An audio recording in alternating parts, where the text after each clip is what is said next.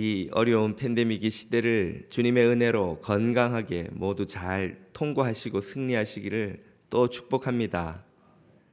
어떤 사람이 동네 산책을 나갔다가 조그만 공터에서 3명의 인부가 뭔가를 열심히 하는 것을 보았습니다. 호기심이 생겨 다가가 물어보았습니다. 여보쇼, 지금 3분이서 여기서 뭘 하고 있는 겁니까? 그러자 첫 번째 인부가 퉁명스럽게 답을 했습니다. 뭘 하다니, 보면 모르겠소. 벽돌을 쌓고 있잖소. 이놈의 벽돌 왜 이렇게 무거운지 투덜투덜대며 첫 번째 인부가 답을 하는 겁니다. 그러자 두 번째 인부가 나섰습니다. 이 사람아, 이분이 벽돌 쌓는 걸 못 봐서 우리에게 물어보셨겠나? 뭘 하냐고 물으시는 거 아닌가? 뭘 하는 것처럼 보여? 우리는 일당을 벌고 있답니다. 이 벽돌을 하루 종일 쌓아야 일당을 받는데, 에이, 기껏 종일 일하고 받는 일당이 얼마인지는 아쇼? 두 번째 인부도 투덜투덜대며 그렇게 답을 했습니다. 그러자 마지막 세 번째 인부가 그들을 말리며 답을 했습니다. 이 사람들아, 왜 그렇게 험하게들 말을 하는가? 선생님, 우리가 뭘 하고 있냐면 말입니다. 사실은 우리는 예쁜 새 예배당을 짓고 있답니다. 저기 길 건너편에 허름한 교회당 보이시죠? 저 교회가 여기다가 새 예배당을 짓는답니다.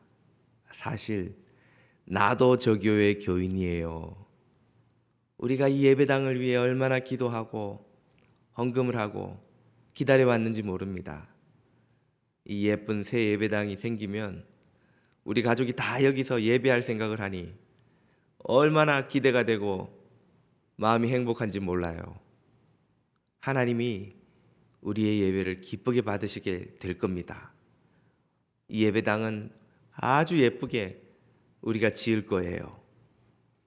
그렇게 답을 하더랍니다. 3명의 인부 중에 조금이라도 거짓말을 한 사람이 있습니까? 모두가 진실을 말했죠. 그런데 3사람의 답이 다 다른 거예요. 왜 그런 것입니까? 다 진실을 말하는데 답이 다 다른 이유는 이 3사람이 영성 지수가 서로 다 달랐기 때문입니다. 영성 지수라니 그게 무슨 말인가? 사람의 이 내면의 능력을 측정하는 기준이 전통적으로 있었습니다. 흔히 지능 지수, IQ라고 부르지요. 인텔리전스, quotient. 머리가 얼마나 좋으냐 말할 때는 흔히 지능 지수, IQ 숫자를 말합니다. IQ가 높아야 수학도 잘 풀고 암기도 잘하고 시험도 되게 잘 보죠. 훌륭한 학자가 되려면 당연히 IQ가 높아야 되겠지요.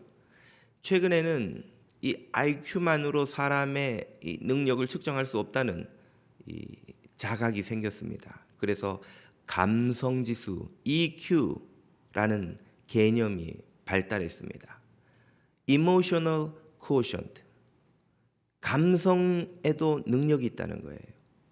공감하는 능력, 풍부한 감성을 느낄 수 있는 능력, 이런 능력이 있어야만 IQ뿐 아니라 EQ가 또 높아야만 모든 일을 잘 감당하고 살아갈 수 있다는 걸 인식하기 시작했습니다. 아마 훌륭한 시인이 되려면 이 감성지수가 높아야 되겠지요. 거기에다 문화지수라는 것도 있습니다. Cultural quotient. 똑같은 사물을 보아도 아주 창의적으로 그 사물을 관찰하고 길을 찾아내는 사람들이 있다는 거예요.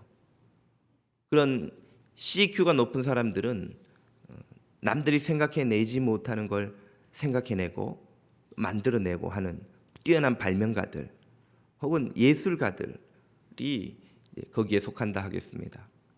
최근엔 여기에 더해서 영성지수 SQ라는 개념이 등장하기 시작했습니다. Spiritual Quotient. 미국의 심리학자 도나 조하와 영국의 정신과 의사 이언 마샬이 그들의 책에서 주창한 개념입니다.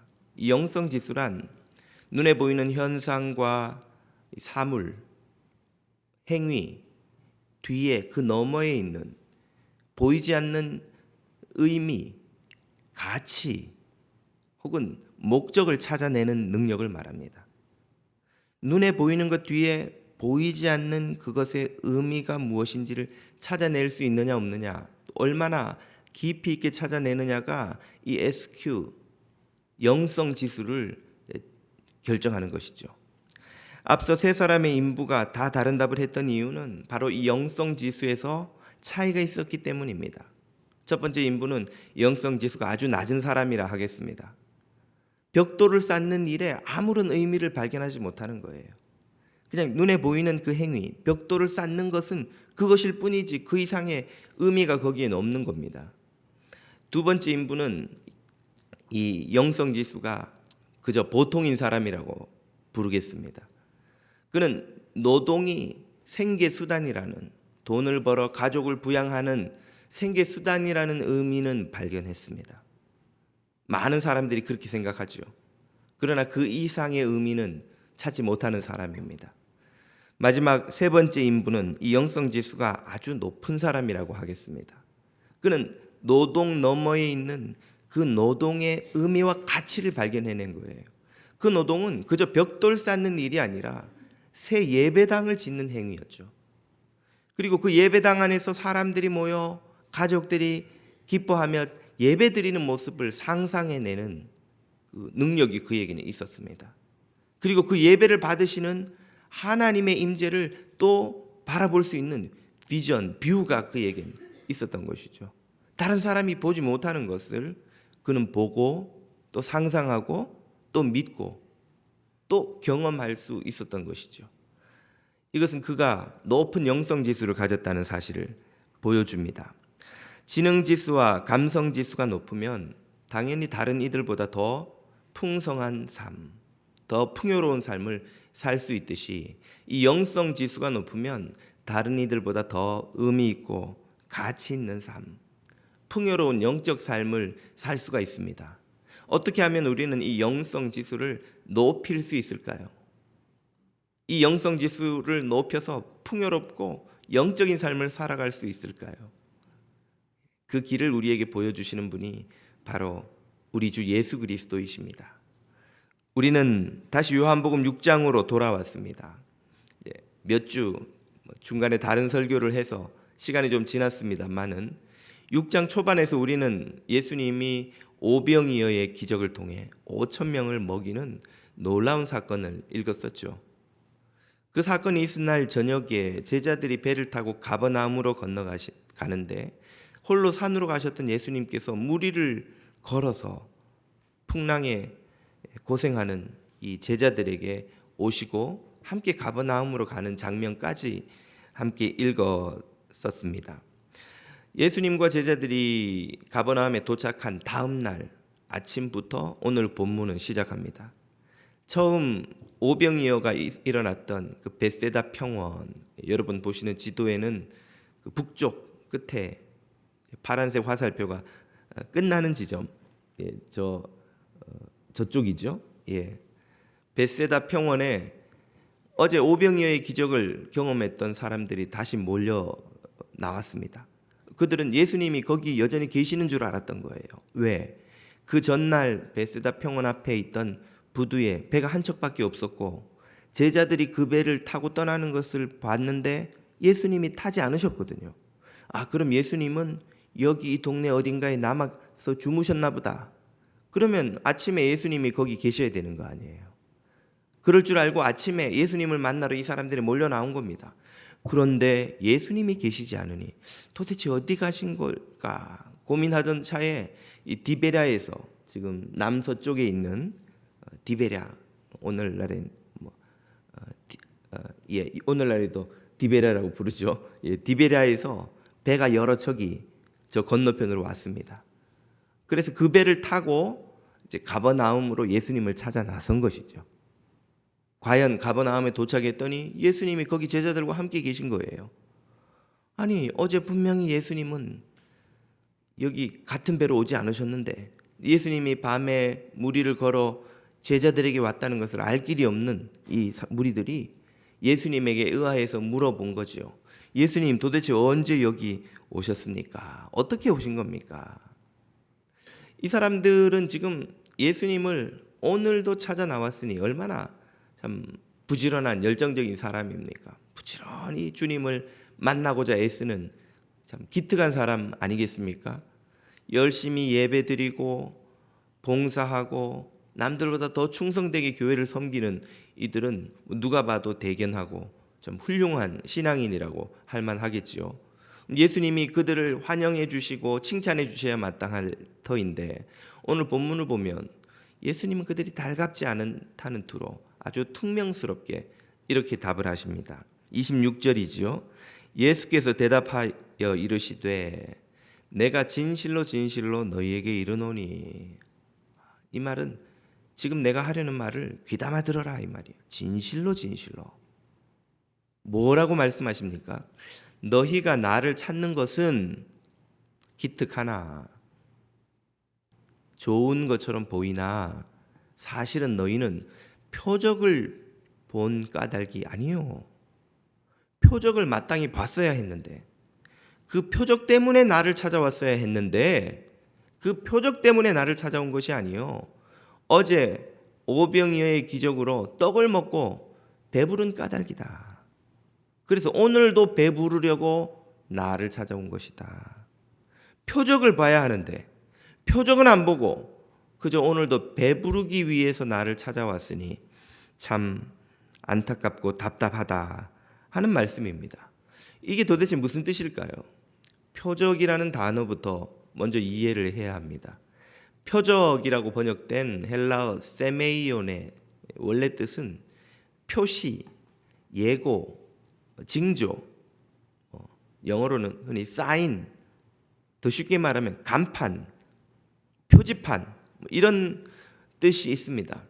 어떤 게 세메이온일까요? 영화 포스터나 예고편이 세메이온입니다. 미나리 유명한 그 올해 아카데미상을 수상 무슨 부문을 수상했던가요?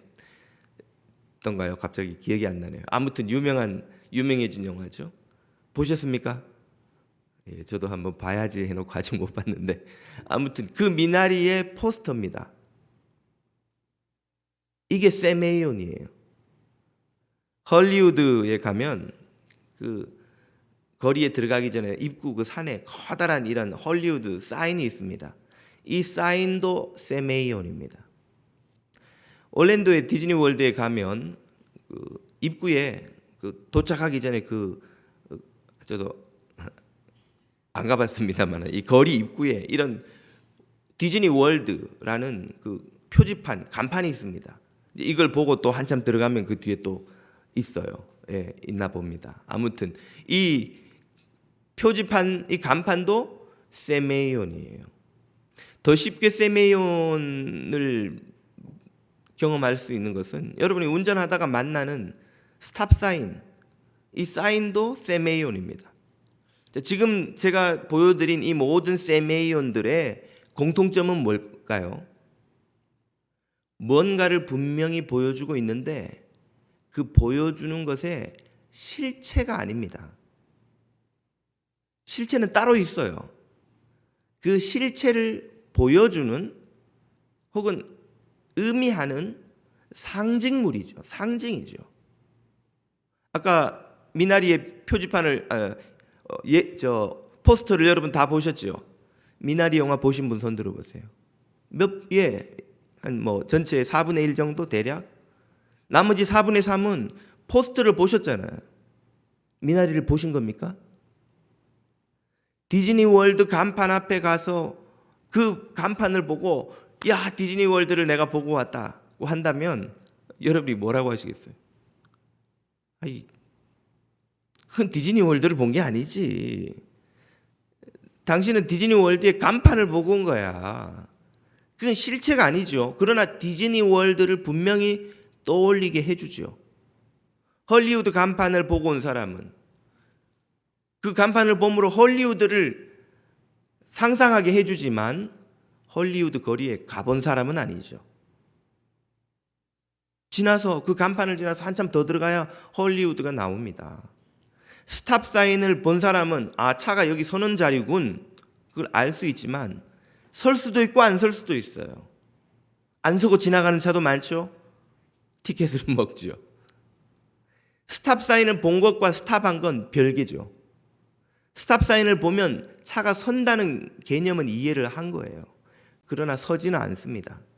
차가 자기가 브레이크를 밟아야 차가 비로소 스탑하죠. 실체는 차가 서는 거예요. 그 스탑 사인은 상징물입니다. 세메이온이 바로 이와 같이 실체가 아니면서 실체를 가리키는 상징물입니다. 예수님께서 너희가 표적을 봤어야 한다, 이 말은 세메이온을 보고 그 세메이온 표적이 가리키는 실체까지 들여다봐야 된다, 이 말이에요. 실체를, 오병이어의 기적이 가리키고 있는 영적 실체, 그걸 너희가 봤어야 했고 그걸 보고 나를 찾아왔다면 정말 잘한 일이다. 그런데 너희는 표적을 못 봤어. 세메이온의 실체를 못 본 거야. 그럼 왜 너희가 왔지? 배가 불러서. 오병이어의 기적을 통해 배가 부르니 오늘 또 배가 부르려고 나를 찾아온 거야. 그건 정말 안타깝고 답답한 노릇이지 하시는 말씀입니다. 예수님께 또 찾아왔으니 어제처럼 또 배불려 주시면 안 될까요? 예수님은 그렇게 하실 수 없는 분이십니까? 당연히 그렇게 하실 수 있는 분이겠죠. 그러면 또 배불려 주시면 어떻게 될까요? 사람들은 그 다음 날도 또 배불리기를 원하여 예수님께 나오겠죠. 계속해서 그들에게 오병이어와 같은 일로 배를 불려주면 어떤 일이 벌어집니까? 사람들이 세메이온만 보고 돌아가는 일이 반복되는 거예요. 헐리우드 간판에 와서 하루 종일 사진만 찍고 돌아가서 헐리우드 갔다 왔다고 자랑하고 있는 거죠. 디즈니 월드 입구에 간판에서 사진을 막 수백 장씩 찍고는 디즈니 월드를 방문했다고. 디즈니 월드 안에서는 라이드도 하나 타본 적이 없고 안에 있는 캐슬도 한번 들어가 본 적이 없이 그냥 입구에 사인만 보고 찍고 온 것이죠. 미나리 포스터만 하루 종일 쳐다보고 있다가 나는 미나리를 보았어 하고 돌아가는 사람이 돼버리는 거예요. 그 영화가 어떻대? 영화는 모르겠는데 포스터만 봤으니까. 예수님께서 계속 오병이어로 배를 불려주시면 벌어지는 일이 바로 이와 같은 것입니다. 우리는 계속 배부르기를 구하겠지만 그 기적이 가리키는 영적 실체는 보지 못하는 것이죠. 이것은 우리도 마찬가지입니다. 주님 앞에 나와서 우리가 구하는 것은 대부분 주님, 오병이어처럼 우리도 또 배불려 주세요 하는 것이죠. 주님께서 계속 우리의 기도를 들어주시면 우리는 그것이 복을 더 많이 받는 것인 줄 알지만 사실은 실체를 보지 못하고 사인판 앞에서만 사진 찍다 돌아가는 헛된 인생이 될 수도 있다는 것입니다. 오병이어의 기적은 사람들이 배 고플 때마다 주님에게 나가면 주님이 배를 불려주시겠다는 약속이 아닙니다. 그것은 기적을 통해 더 중요한 영적 진리를 보아라 하는 주님의 계시인 것이죠. 이 계시, 이 영적 진리가 얼마나 중요하든지 주님은 배부른 것보다 기적보다 더 중요하다고 말씀하십니다. 이것은 우리에게도 아주 중요한 깨달음이지요. 우리 인생에도 오병이어 같은 사건들이 있습니다. 예수님을 믿다 보면 이런저런 은혜와 기도응답과 기적 같은 사건을 경험하는 일들이 있죠. 제가 간증을 드린 기억이 있는 것 같은데 고3 때 저는 아프면 그냥 기도해서 다 나았어요. 제가 허리 디스크로 몇 년을 고생을 했는데 어느 날 저녁에 찬양을 하면서 막 너무 아파서 울면서 기도를 하다 보니 한 1시간 찬양하고 기도하고 그렇게 시간이 지나간 것 같은데 그날로 그냥 허리 디스크가 나와버린 거예요. 지금까지. 그래서 무사히 결혼도 했고 감사하게도 감기 걸리면 그냥 손을 대고 기도하면 낫는 거예요. 같은 교회에 있던 한 선배 누님은 하나님을 깊이 만나고 은혜를 받아서 너무 뜨거워서 기도하고 교회 섬기고 하느라고 어느 그 해 중간고사를 준비를 하나도 못했습니다. 중간고사 준비를 해야 되는데 막 마음이 뜨거워가지고 교회 와서 기도만 하다가 전날 밤이 돼버렸다는 거예요. 근데 그날 밤에 자는데 꿈속에서 막 하나님이 그날 다음날 아침에 볼 시험 문제를 막 보여주시더래요. 그래서 일어나서 그 문제를 막 찾아가지고 풀어보고 다시 잤는데 아침에 그 시험 문제가 그대로 다 나왔다는 거예요. 그래서 성적이 아주 잘 나왔다고 간증하는 것을 제가 들었습니다. 급하고 강한 바람처럼이라는 인도네시아에서 벌어진 부흥운동을 소개한 책을 보면 놀라운 일들이 많이 소개됩니다. 밀림에 들어가서 그 원주민들과 전도하다가 원주민들과 그 성찬식을 해야 되겠는데 포도주가 없으니까 그냥 물을 떠다가 이걸 포도주라고 생각하고 주님의 피라고 생각하고 마십시다. 그리고는 나눠주고 마시는데 그 물이 다 포도주로 바뀐 거예요. 하늘에 속한 사람이라는 책을 보면 윈 형제가 중국의 감옥에서 기독교 지도자라는 이유로 온갖 참 고문을 당하며 74일 동안 금식한 그 놀라운 이야기가 나옵니다. 74일 동안 음식을 먹지 않고 기도하면서 그 박해를 견뎌낸 기적 같은 이야기가 나오죠. 아마 이런 이야기들 한두 개 좀 신앙생활 하시다 보면 나누지 않을 만한 나눌 만한 이야기가 없는 분이 없을 겁니다. 그러면 이 모든 일들이 의미하는 바는 무엇일까요? 주님께서 그렇게 기도만 하면 아픈 데를 낫게 해주시고 꿈에 시험 문제를 풀게 해주시고 이런 그 은혜를 주시는 이유가 무엇입니까? 이제부터는 아프면 병원 가지 말고 나만 믿고 기도하라 그런 뜻일까요? 제가 대학을 갔더니 기도해도 안 낫는 거예요. 그래서 주님께 기도하면서 여쭤봤습니다.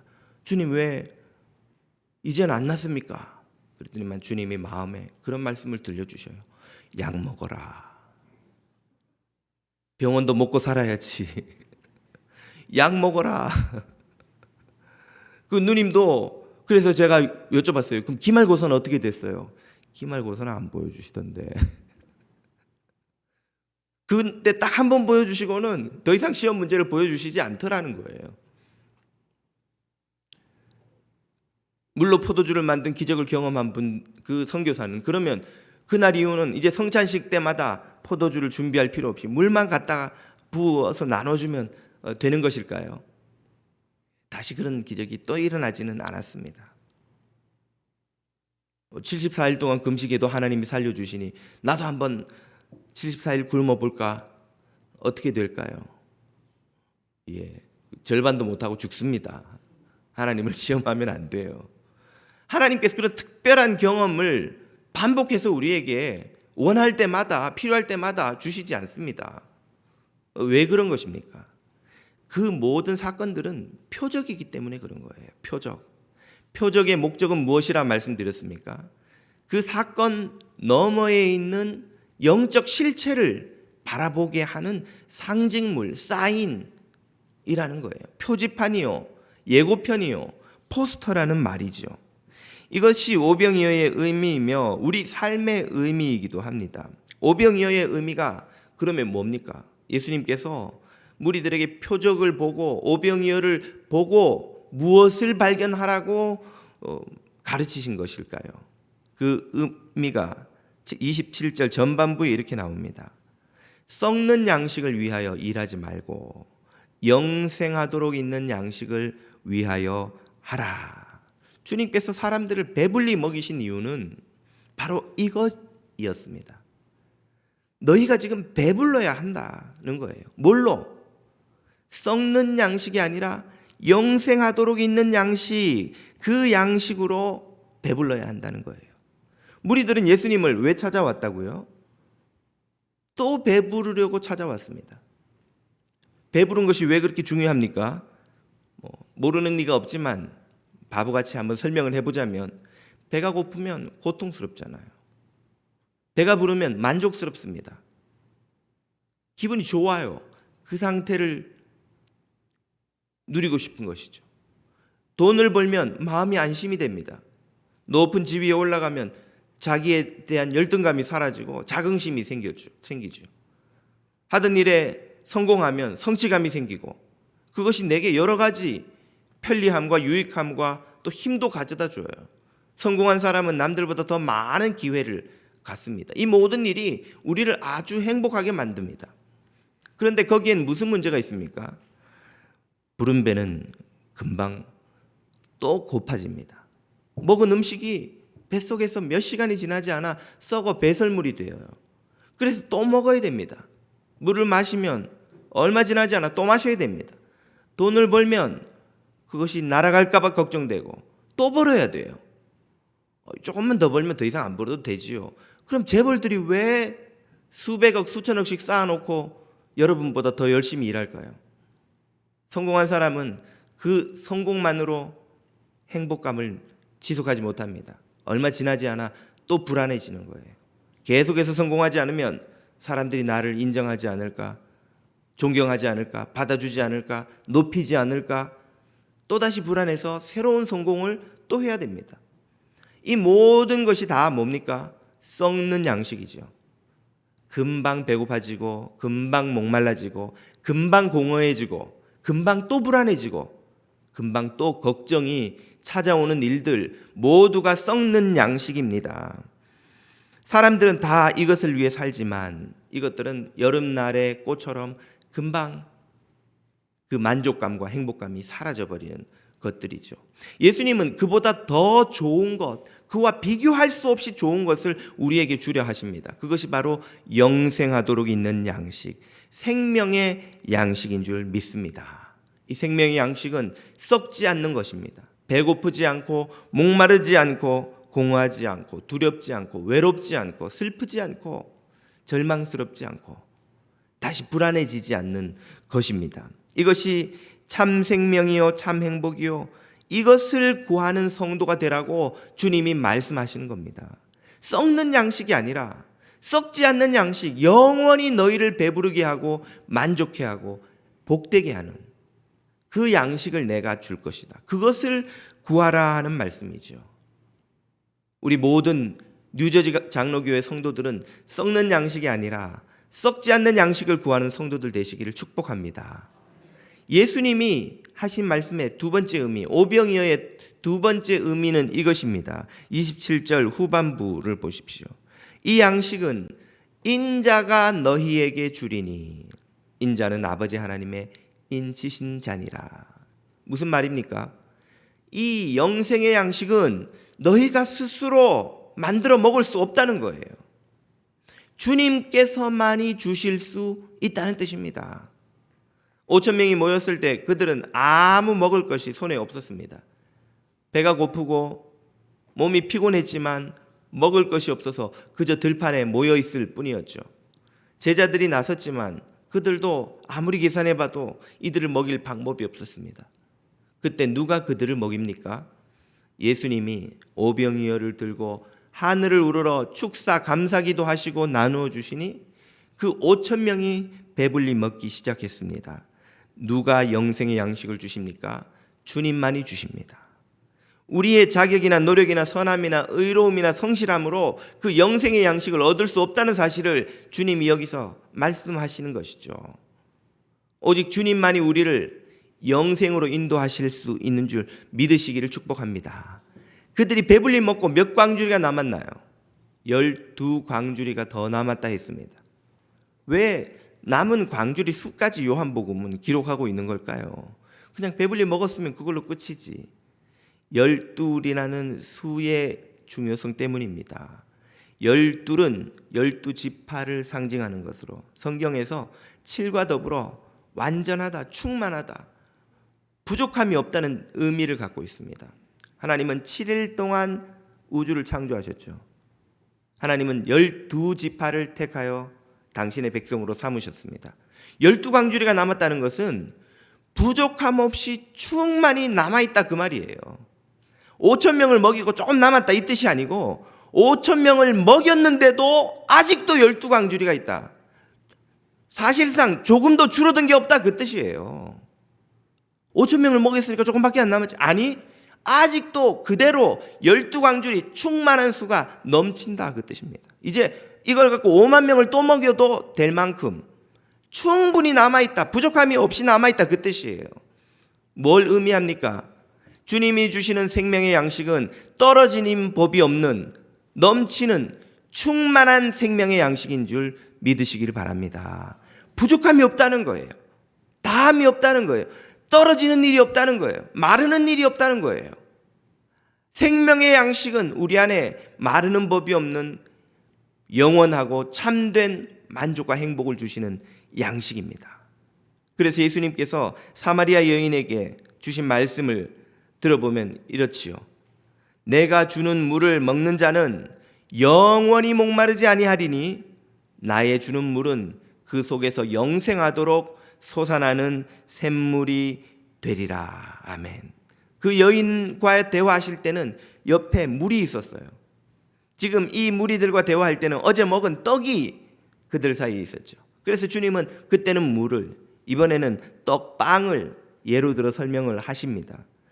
그 물과 빵이 가리키는 것은 그 너머에 있는 영적인 실체, 영생이지요.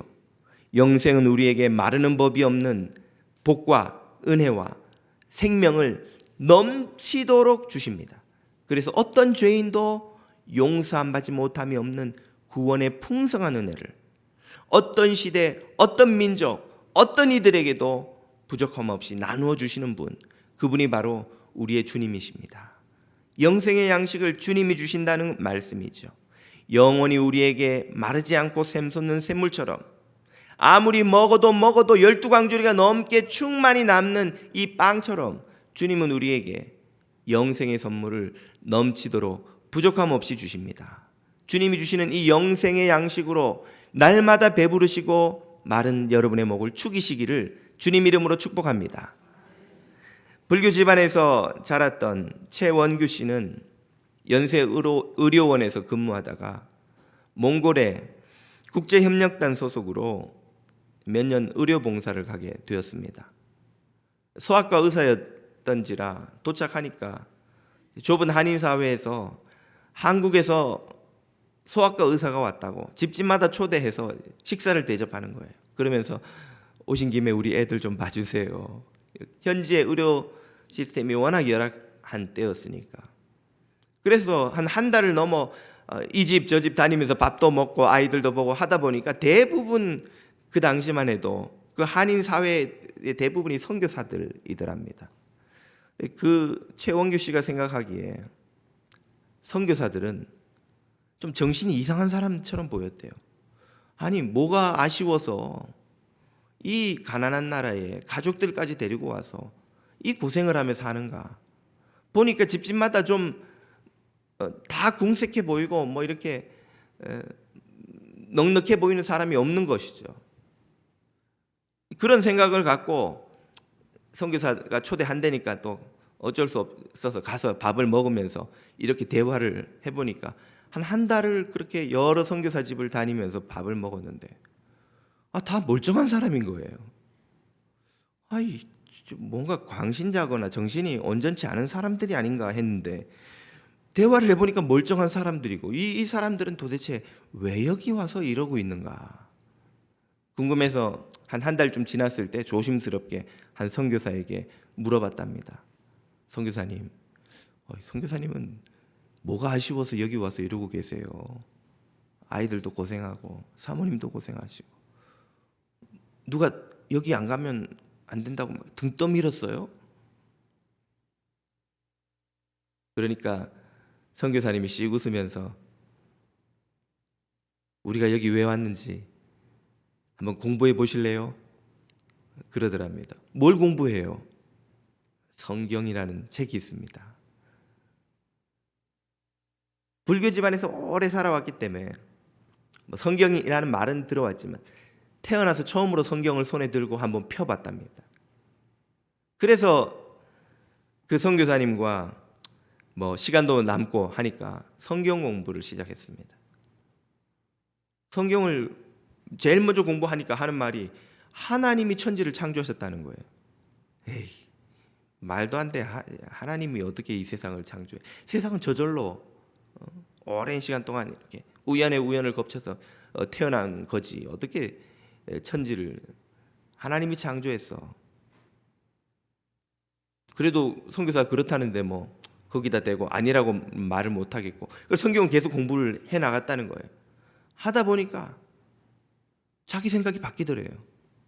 아니, 가만히 생각을 해보니까 조그만 아이들 장난감 하나도 누가 만드는 사람이 없으면 그냥 플라스틱이 뚝딱뚝딱 모여가지고 저런 자동차가 되고 비행기가 될 리가 없는데, 하물며 그것과 비교할 수도 없이 정교하고 복잡한 우리 몸을, 내가 의사니까 매일 사람 몸을 공부하고 들여다보고 그 몸의 메커니즘을 연구하는 의사인데, 그 복잡하고 정교한 사람 몸이 저절로 만들어졌다. 내가 그렇게 믿어온 게 오히려 이상하더라는 거예요. 내가 이때까지 그렇게 믿어왔구나. 그럼 정말 신이 계셔서 인간을 창조한 게 아닌가, 그런 생각이 들더라는 것이죠. 그러면서 성경을 공부해 가면 갈수록 점점 더 자신이 가지고 있던 생각이 얼마나 많은 오류를 품고 있는지가 드러나기 시작했다는 것입니다. 그는 의사가 되고 돈을 벌고, 그래서 높은 지위에 올라가 병원장이 되고, 그래야 사람들을 돕고 섬길 수 있는 줄 알았습니다. 자기는 그렇게 성공해서 사람들을 섬기겠다 생각을 했는데, 성경을 공부하고 보니까 사람을 섬기는 것은 돈과 지위가 아니라 하나님을 알고 그분의 사랑을 알아야 가능하다는 것을 깨닫게 되었던 것이죠. 그의 생각이 근본부터 바뀌기 시작했습니다. 하나님을 만나고 보니 의미 없던 그의 삶이 하나하나가 다 의미와 목적을 가지고 있다는 것을 깨닫게 되었습니다. 그가 의사가 된 것도, 국제협력단으로 이 몽골에 온 것도, 그리고 선교사들을 만난 것조차도 다 하나님이 계획하고 계셨고 그 속에서 역사하고 계셨고, 그 모든 일들이 의미와 가치와 목적이 있다는 사실을 그가 깨닫게 되었습니다. 마침내 그는 하나님을 믿기 시작했습니다. 예수 그리스도를 자신의 구주로 고백하게 되었습니다. 이제 더 이상 자신의 삶은 자신의 배를 부르게 하는 방편이 아니요, 하나님이 자신을 창조하시고 여기까지 인도하신 그 목적을 이루는 의미 있는 삶, 가치 있는 삶이라는 사실을 깨닫고 자신의 삶을 이제 표적으로 보기 시작한 것이죠. 그는 국제협력단 근무 기간이 끝난 후 한국으로 돌아오려던 계획을 접고, 그가 미친 사람으로 보았던 그 선교사들 사이에서 의료 선교사가 되어 20년 동안 몽골을 섬겼습니다. 그는 주님을 만나서 자신의 삶이 영원을 가리키는 표적임을 깨달았던 것입니다. 삶의 의미와 목적을 발견하였습니다. 그것은 예수 그리스도가 주는 영생이요 하나님의 나라였습니다. 우리의 삶도 마찬가지입니다.